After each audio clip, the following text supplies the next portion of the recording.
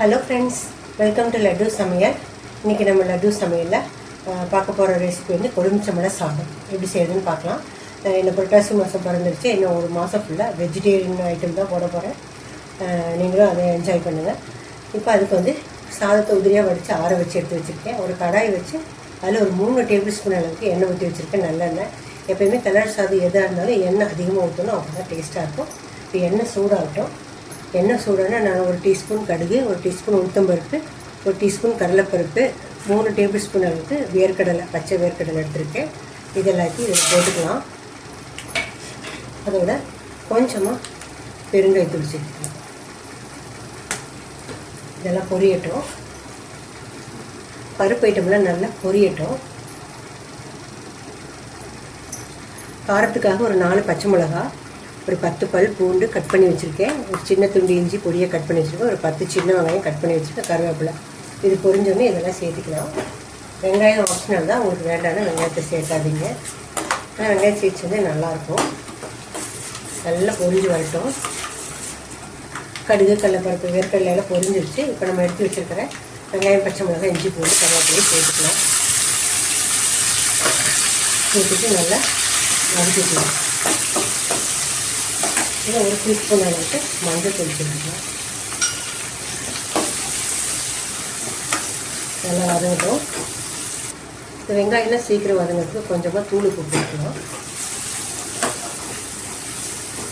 வதங்கினு நம்ம சாதத்தை கொழுமிச்சம்பழம் சாதம் சேர்த்துட்டு சாதத்தை போட்டு கிளறிக்கலாம். நான் ஒரு 2 கொழுமிச்சம்பழம் பெரிய சைஸு புளிஞ்சிட்டு கொழுமிச்சம்பழம் தெரியாதவங்க பார்த்துக்கோங்க. 2 கொழுமிச்சம்பழம் சாறு எடுத்து வச்சுருக்கேன்.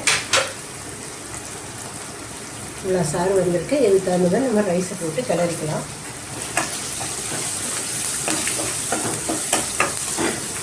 எல்லாம் நல்லா வதங்கி வந்துருச்சுக்காங்க. வெங்காயம், பச்சை மிளகாய் செவந்துருச்சு. இப்போ நம்ம கொழுமிச்சம்பழ சாறை இதில் சேர்த்துக்கலாம்.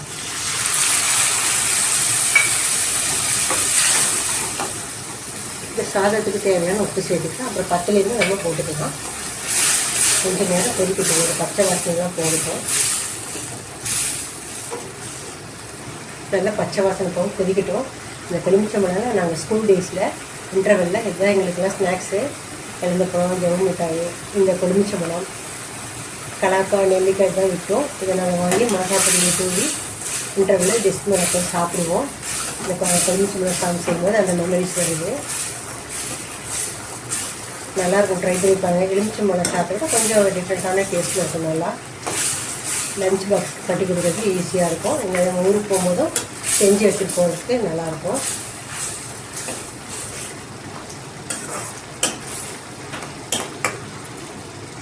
இப்போ நல்லா கொதிச்சிருச்சு. நான் ஆற வச்சுருக்க சாதத்து இதில் எவ்வளோ இருக்குமோ அந்த அளவுக்கு நம்ம சேர்த்துக்கலாம். சாதத்தில் கொட்டி இந்த தாளிப்பு எடுத்து சாதத்தில் போட்டு கூட மிக்ஸ் பண்ணிக்கலாம். இல்லை டைரெக்டாக கடாயில் கூட மிக்ஸ் பண்ணிக்கலாம். எப்படி வேணாலும் செஞ்சுக்கலாம். நான் கடாயிலே மிக்ஸ் பண்ணிக்கிறேன். டேஸ்ட் பார்த்துட்டு புளிப்பு அதிகமாக இருந்தால் நான் நம்ம ரைஸை சேர்த்துக்கலாம். நல்லா மிக்ஸ் பண்ணிக்கலாம்.